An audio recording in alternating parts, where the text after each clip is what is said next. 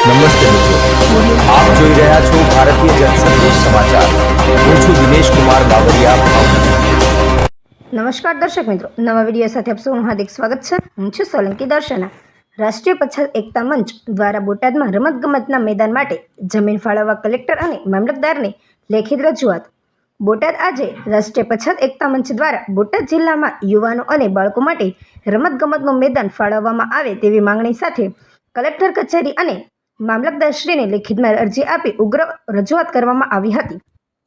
આ રજૂઆત દરમિયાન રાષ્ટ્રીય પછાત એકતા મંચના અધ્યક્ષ મંજીભાઈ સોલંકી તેમજ અગ્રણીઓ નૂર મોહમ્મદભાઈ દાયમા, કેશવભાઈ મકવાણા, મહેશભાઈ મકવાણા, હરગોવિંદભાઈ સાબળિયા, વિઠ્ઠલભાઈ સાપરિયા, મુકેશભાઈ પરમાર, લાલભાઈ સંઘી, જયરામભાઈ તવાયા, મિથિલાનંદ બાપુ, ઝાકીરભાઈ જોખિયા, ઇમ્તિયાજભાઈ કુરેશી અને સિકંદરભાઈ જોખિયા સહિતના આગેવાનો અને હોદ્દેદારો ઉપસ્થિત રહ્યા હતા.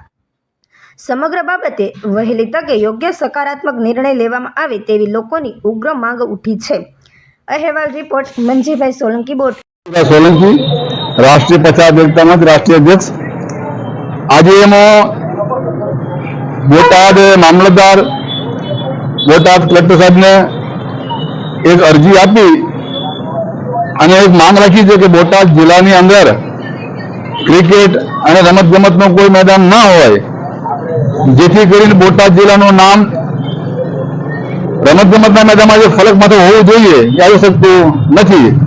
એટલે આજે એને કારેણી ગામની અંદર જે ખરાબાઈની જમીન બહુ મોટા ભાગની પડે છે, 1200 થી 1500 એકરની, તેમાંથી અમે 4 એકર જમીન આ રમતગમતના મેદાન માટે ફાળવે, જેથી કરી બોટાદના રમતગમત પ્રેમીઓ, ખાસ કરીને ક્રિકેટના યુવા છોકરાઓ જેના પ્રેક્ટિસ કરી શકે, રમી શકે અને બહારની ટીમો પણ આવી શકે અને આપણા જિલ્લાનું નામ બહુ રોશન થાય, એના માટે અમે અરજી આપી અને માંગણી કરી છે. આશા રાખીએ છીએ કે કલેક્ટર સાહેબ, ગ્રામ પંચાયત અને મામલતદાર સાહેબ આ અમારી માંગણી માટે તત્કાલ કાર્યવાહી કરે અને જમીન ફાળવે એવી અમે આશા રાખીએ છીએ. જય ભીમ, જય ભારત, જય સંવિધાન. સંગઠન મંત્રી રાષ્ટ્રીય પછાત એકતા મંચના સભ્યો નૂર મોહમ્મદભાઈ દાયમા તથા મંજીભાઈ સોલંકી તથા અમારા કારોબારી રાષ્ટ્રીય પછાત એકતા મંચના તમામ સભ્યો કે જે બોટાદ તાલુકાની અંદર, બોટાદની અંદર જે હાઈસ્કૂલના અંદર જે નાનું મેદાન હોય અને અંદર ક્રિકેટ પ્રેમીઓ ક્રિકેટ રમતા હોય અને જે પ્રેક્ટિસ કરતા હોય એ મેદાન નાનું પડે છે.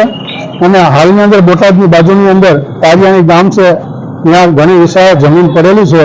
એ સરકારી પડતર જમીન જે ખરાબાની છે એમાંથી 4 કે 6 એકર જમીન જો સરકારી રમતગમત માટે જગ્યા ફાળવવામાં આવે તો આવનારા દિવસોની અંદર જે ક્રિકેટ પ્રેમી જે છે એ ક્રિકેટના રમતા જે ખેલાડીઓ છે એનું ભવિષ્ય ઉજ્જવળ બને અને બોટાદ જિલ્લાનું પણ ભવિષ્ય ઉજ્જવળ બને.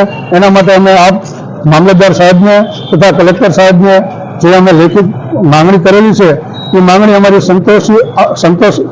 અમારી માંગણી પૂરી કરે એવી અમે ઈચ્છા અને વ્યક્ત કરીએ છીએ અને જલ્દીથી જલ્દી એ જગ્યા અમને ફાળવી આપે અને ક્રિકેટ બોટાદની જનતાને ક્રિકેટની અંદર જે બઢતી મળે એવી અમે શુભેચ્છા પાઠવીએ છીએ અને અમારો આભાર માનીએ છીએ.